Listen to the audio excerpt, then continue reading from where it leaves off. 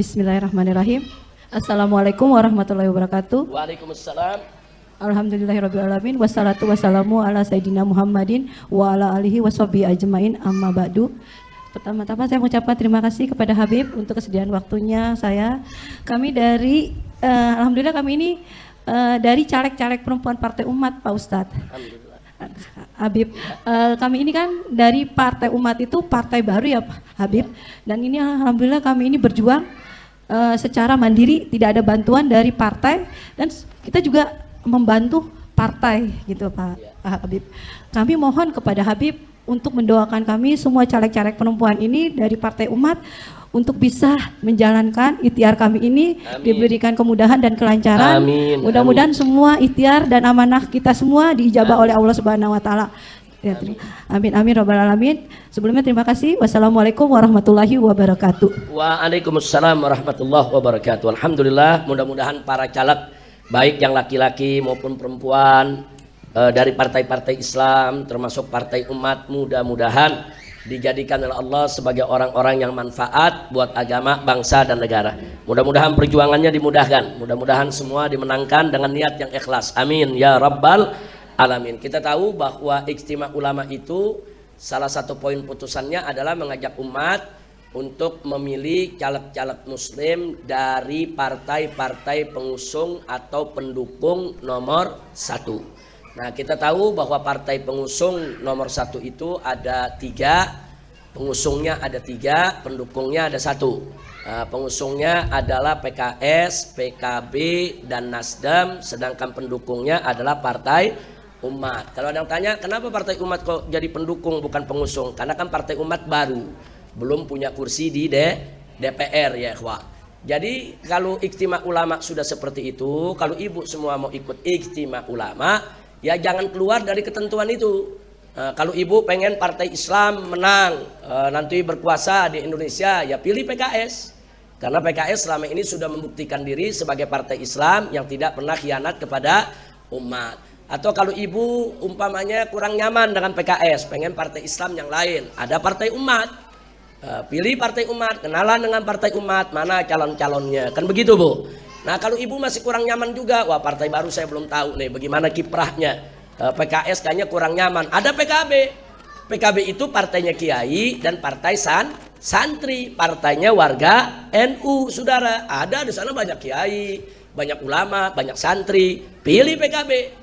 Tapi kalau diantara ibu ada yang kurang nyaman dengan partai Islam, kan ada juga yang kadang-kadang alergi sama partai Islam Bu ya. Partai Islam, partai bebas Islam kayaknya alergi gitu. Saya nggak percaya itu cuma jualan Islam tuh, kadang-kadang begitu Bu. Pengennya partai nasionalis aja lah, umpama ada Nasdem partai nasionalisnya yang dukung nomor 1. Nah jadi muter di situ aja udah, nggak usah kemana-mana, supaya kita jalurnya jalur Ijtima Ulama. Terus kalau nanya partai lain bagaimana Beb? Ya udah jangan dipikirin. Mikirin yang 4 aja pusing. Iya Bu, kira-kira jelas gak Bu?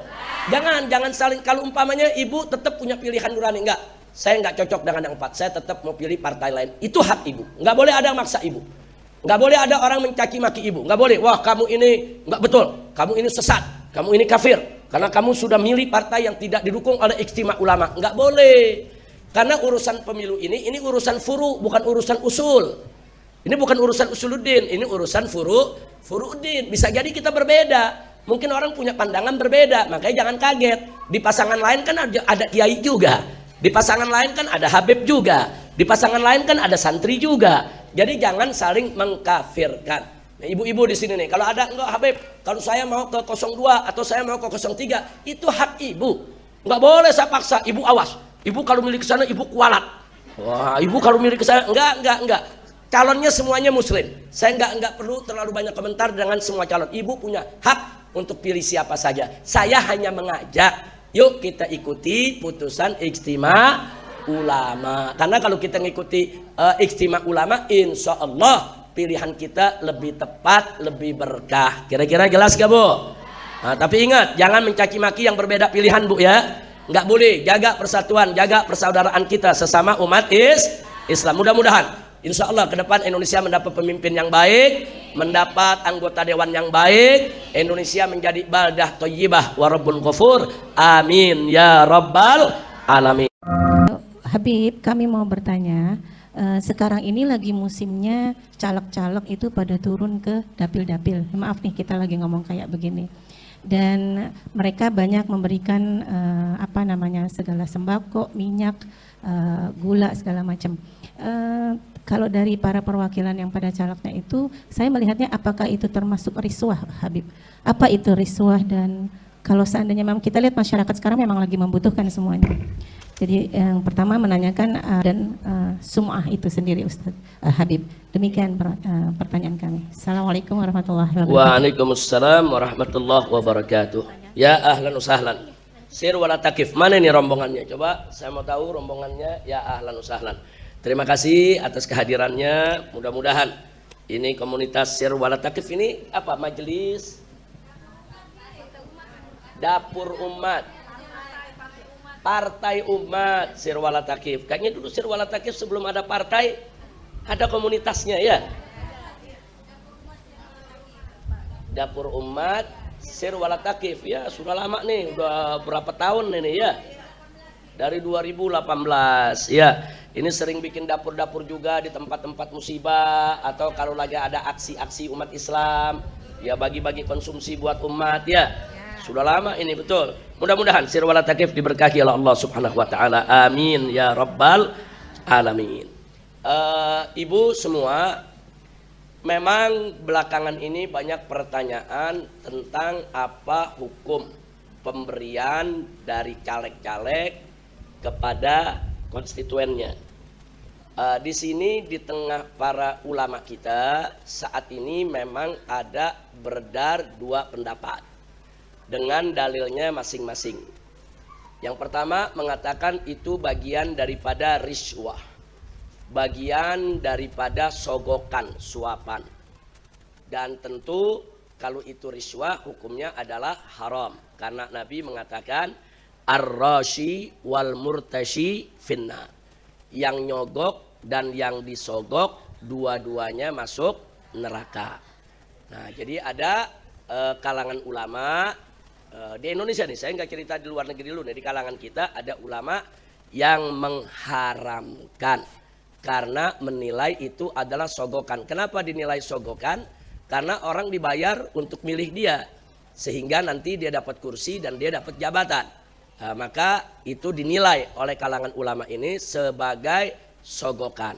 Jadi nggak boleh diterima oleh umat. Haram hukumnya menerima. Yang memberi dosa, yang nerima juga dosa. Itu yang pertama. Yang kedua, ada kalangan ulama membolehkan. Alasannya, saudara, karena pemberian itu kan hadiah. Nah, lalu kemudian membujuk orang untuk memilih dia, katakanlah itu sebagai syarat. Jadi ulama mengatakan hadiahnya sah, syaratnya tidak sah.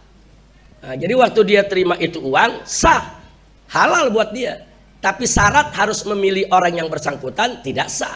Itu kembali kepada yang nerima. Mau milih dia boleh, nggak milih juga boleh. Nah, kira-kira jelas gak? Jadi yang mengharamkan menganggap itu riswah. Yang membolehkan menganggap itu hadiah. Hadiahnya sah, syaratnya tidak sah. Syaratnya kan ini aku berikan, kamu pilih saya ya. Nah, hadiahnya sah. Kalau sah kan berarti halal, Bu. Tapi syaratnya tidak sah. Artinya syaratnya tidak sah, yang menerima tadi tetap bebas. Terserah dia mau milih siapa. Nah, kira-kira jelas gak, Bu? Ya, itu satu yang ingin saya sampaikan. Jadi jangan kaget kalau ada ulama, oh yang ini mengharamkan, yang ini membolehkan. Jangan kaget. Jangan nanti bilang kok ulama beda-beda sih. Nah, karena memang sudut pandangnya berbeda. Nah, kalau yang sudut pandangnya oh ini merupakan sogokan, ya jelas dia bakal haramkan. Kalau sudut pandangnya oh ini hadiah, tapi dengan syarat yang nggak beres, ya hadiahnya sah, syaratnya yang tidak sah. Nah, kalau ibu mau tahu seperti apa ya, saya contohkan akad nikah, Bu. Akadnya sah, syaratnya nggak sah. Umpama laki-laki sama perempuan dinikahkan dengan syarat nggak boleh digauli selama 1 tahun. Nah, umpama akad nikahnya begitu, akad nikahnya sah, syaratnya tidak sah. Habis nikah dia mau gauli urusan dia, kenapa yang lain ikut campur ngelarang-larang? Kira-kira jelas gak? Nah, jadi akadnya sah, syaratnya tidak sah. Ngerti Bu ya? Iya, jadi itu. Nah, baiklah sekarang jadi kesimpulannya bagaimana? Nah, sekarang kita kembalikan kepada keyakinan ibu-ibu. Kalau hati ibu nggak enak ini nerimanya, ya ikut yang mengharamkan. Kan gak repot-repot kita. Tapi kalau memang enak aja nerima, apalagi dia butuh. Kan karena kan yang nerima rakyat di bawah banyak juga orang nggak mampu, Bu. Nah, umpamanya, wah ini saya butuh bagaimana? Ya terima aja, tapi jangan mau diikat dengan syaratnya. Nah, pokoknya nanti begitu masuk TPS, ibu bebas mau pilih siapa saja, itu hak ibu. Kira-kira jelas gak Bu? Bu, makanya jangan kaget kalau ada yang ceramah di atas mimbar, haram, riswa, nggak boleh diterima. Jangan nyalain Bu ya. Itu ustadz yang ngomong begitu punya dalil. Ada lagi ustadz yang lain, ambil aja Bu, tapi jangan dipilih. Ada gak yang begitu? Ada juga. Ini juga punya dalil. Jadi semuanya nggak sembarangan, mereka punya dalil. Soal mana dalil yang lebih kuat tidak kuat, memang perlu ijtihad lebih mendalam lagi. Tapi sekarang saya lebih suka kembalikan kepada ibu-ibu, istaghfir rabbak wastafti galbak. Istikharah, minta petunjuk Allah, pilihan dari Allah, kemudian minta fatwa kepada hati kita. Tapi khusus untuk ibu-ibu yang memang sudah mapan, sudah mampu, nggak butuhkan itu, lebih baik nggak usah. Lebih baik tidak usah ibu-ibu, kecuali kalau ibu-ibu yang memang sangat membutuhkan, di rumahnya nggak ada makanan, nggak ada sembako, saudara mau terima saja, terima saja sebagai hadiah, tapi ingat syaratnya tidak sah. Jadi nggak ada tuh syarat, oh saya mesti milih dia karena dia bantu saya, jangan. Tapi kalau memang ibu pada akhirnya milih dia, itu hak ibu. Mau pilih dia silakan, mungkin lihat kayaknya di dunia nggak pernah ada yang ngasih saya, baru ini orang ngasih saya nih. Jadi ini bagi saya yang terbaik, udah saya pilih dia lah, apa boleh buat udah. Bu, jelas Bu ya? Nah, cuman saya minta satu kepada ibu-ibu. Terlepas daripada pendapat yang melarang maupun yang membolehkan, tolong suara ibu ini berikan kepada orang yang layak untuk dipilih.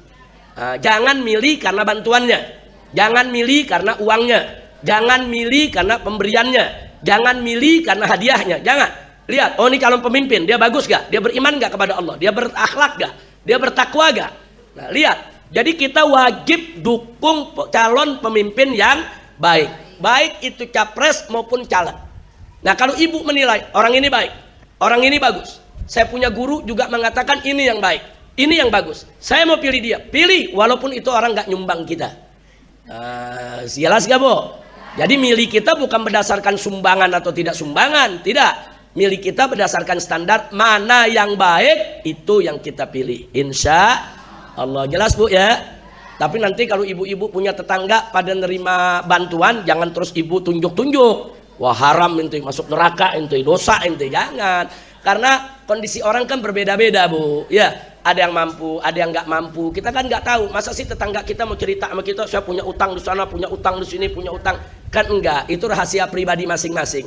Mungkin dari pemberian-pemberian tadi dia bisa menunaikan utangnya, memenuhi hajat keperluannya. Jadi kita saling hormat aja di antara sesama kita. Tapi saya ingatkan, mau nerima tidak terima tetap pada saat milih bukan karena pemberian, tapi kita milih karena memang orang itu layak untuk dipilih. Insya Allah. Setuju Bu?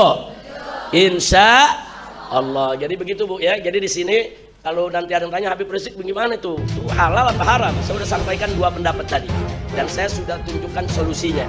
Bagi yang nggak terpaksa nggak usah. Bagi yang terpaksa apa boleh buat, tapi syaratnya jangan dijalanin. Nah, jelas Bu ya? Baik, itulah yang